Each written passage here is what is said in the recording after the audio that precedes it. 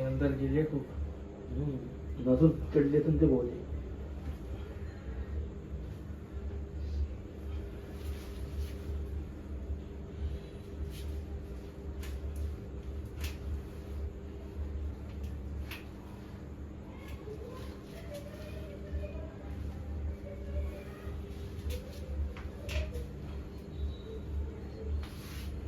दुखत काही का?